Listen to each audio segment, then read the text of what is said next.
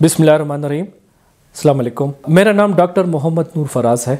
मैं एक consultant psychiatrist, एक माहिर नफ्सियात हूँ। मैं आजकल इंग्लैंड में मिडलैंड्स में साइकेट्री हॉस्पिटल में कंसल्टेंट साइकेट्रिस्ट की खिदमत सर अंजाम दे रहा हूँ।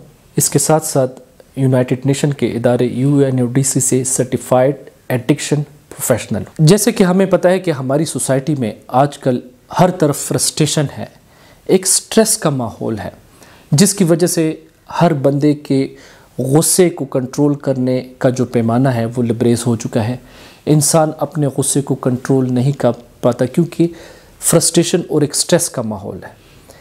इसके लिए बड़ा ज़रूरी है कि हम अपनी सीरत नबी सल्लल्लाहु अलैहि वसल्लम पर अमल करें।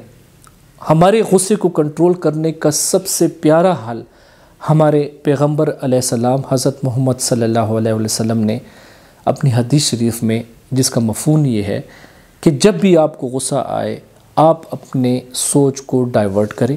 उसके लिए मुख्तलिफ़ किस्म के तरीके जो कि हम देखते हैं कि मग़रिब में, वेस्ट में भी लोग उन्हीं तरीक़ों पे अमल करते हुए ये किस्म की साइकोथेरेपी भी है, अपने गुस्से को कंट्रोल करते हैं।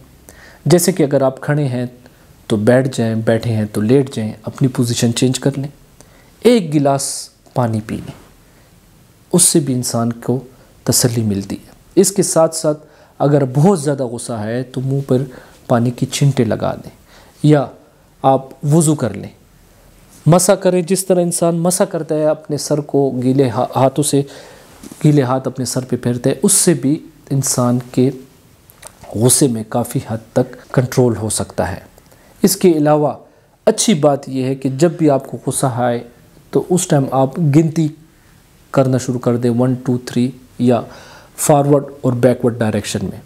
उस टाइम आप बिल्कुल भी रिएक्ट ना करें, उस टाइम आप बिल्कुल भी उसकी तरफ रिएक्ट ना करें, बल्कि सोचें।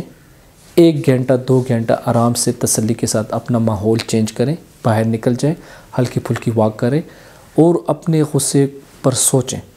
बहुत दफ़ा ऐसा ही होता है कि जब इंसान सोचता है तो इंसान को ऐसा महसूस होता है कि वाकई में जो दूसरा बंदा जो मुझे बात कर रहा था शायद वो मेरे हक़ में बेहतर था, लेकिन शायद गुस्से की वजह से या फ्रस्ट्रेशन या स्ट्रेस की वजह से मैं उस पर सोच ना सका। और यही वजह है कि बहुत से लोग गुस्से की हालत में ऐसे जज्बाती फ़ैसले और ऐसे जज्बाती इक़दाम कर बैठते हैं कि बाद में उनकी नफ़ी नहीं हो सकती। तो इसलिए ज़रूरी है कि पैगंबर अलैहिस्सलाम की हदीस पर अमल किया जाए और इसके साथ साथ ये कुछ तरीके जो मैंने आपको बताए हैं इन पर भी सोच व फ़िक्र की जाए और अपने गुस्से को कंट्रोल किया जाए।